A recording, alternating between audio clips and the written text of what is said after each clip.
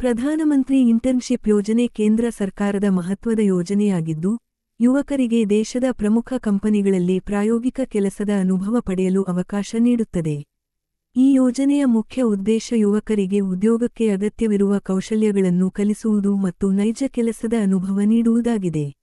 ಅರ್ಹ ಯುವಕರಿಗೆ ಸಾಮಾನ್ಯವಾಗಿ 12 ತಿಂಗಳ ಇಂಟರ್ನ್ಶಿಪ್ ಅವಕಾಶ ದೊರೆಯುತ್ತದೆ. ಇಂಟರ್ನ್ಶಿಪ್ ಅವಧಿಯಲ್ಲಿ ತಿಂಗಳಿಗೆ 5,000 ರೂಪಾಯಿಗಳ ಸಹಾಯಧನ ಮತ್ತು ಆರಂಭದಲ್ಲಿ 6,000 ರೂಪಾಯಿಗಳ ಒಮ್ಮೆಗಿನ ಸಹಾಯವನ್ನು ನೀಡಲಾಗುತ್ತದೆ.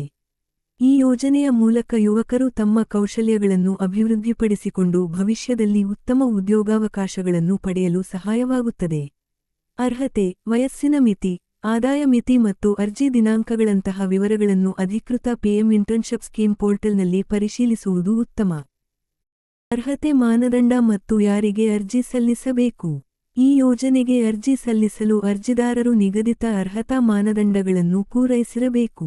ವಯಸ್ಸು, ವಿದ್ಯಾರ್ಹತೆ, ಕುಟುಂಬದ ಆದಾಯ, ನಿವಾಸದ ವಿವರಗಳು ಮತ್ತು ಇತರೆ ಅಗತ್ಯ ಅರ್ಹತೆಗಳು ಯೋಜನೆಯ ನಿಯಮಗಳಂತೆ ಇರಬೇಕು.